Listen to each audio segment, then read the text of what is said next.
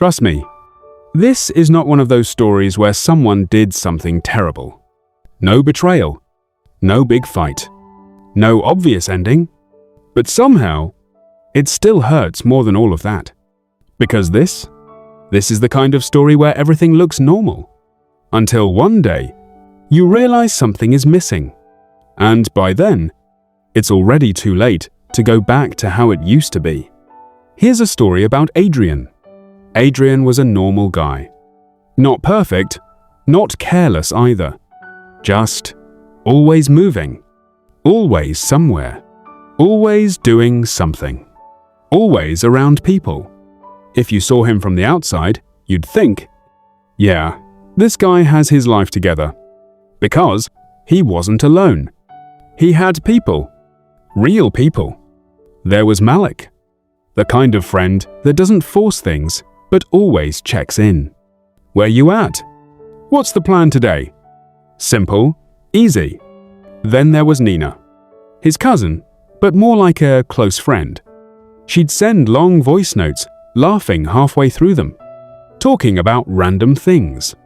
Sometimes serious, sometimes not. And then there was Mrs. Carter.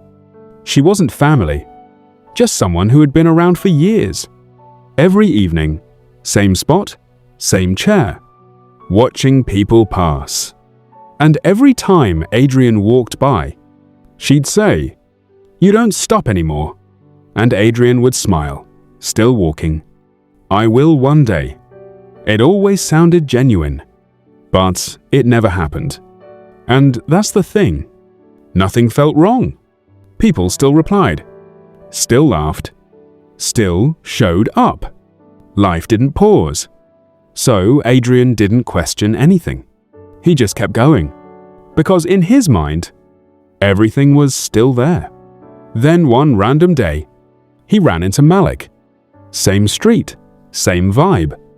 They greeted each other, laughed a little, but something felt off. Not obvious, just small pauses in conversation, like both of them were trying, but not fully there. "You've been busy," Malik said. Adrian shrugged. "Yeah, you know how it is." Malik nodded slowly. "Yeah, I know." And somehow, that didn't sound the same. A few days later, Nina sent a voice note. Adrian played it. But something was different. No long laughter. No random storytelling. Just straight to the point. Short. He stared at his phone for a second, then locked it. He was going to reply, but something else took his attention. And the moment passed. Days later, he saw Nina in person. "Did you get my message?" she asked. Adrian smiled quickly. "Yeah, I did." She nodded. Didn't say anything else. Didn't repeat herself. Didn't continue. And that silence? It said more than anything she could have added. One evening, Adrian walked down his usual street. Same routine. Same pace. He passed Mrs. Carter's house. But this time, she wasn't there. The chair was, but empty. He slowed down, just a little. Looked, then kept walking. The next day, same chair. Still empty. This time, he stopped. Actually stopped. "Where's Mrs. Carter?" he asked. "Oh, her daughter came to get her. She moved out." Moved out. Just like that. And in that moment, everything started connecting. The times she called him. The times he kept walking.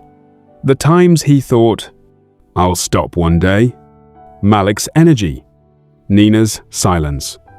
None of it happened suddenly. It all changed, slowly, right in front of him, and he didn't see it.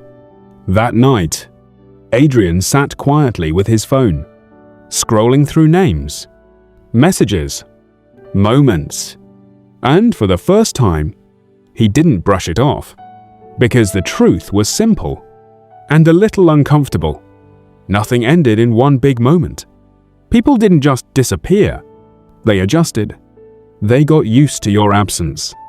until your presence stopped mattering the same way. And by the time you notice, things aren't where you left them anymore.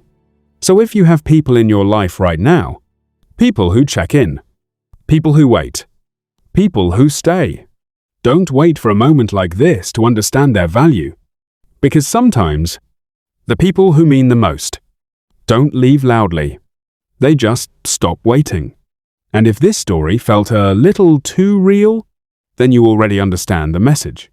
Make sure you don't miss the next one. Like the video and subscribe to the channel for more real, relatable stories like this.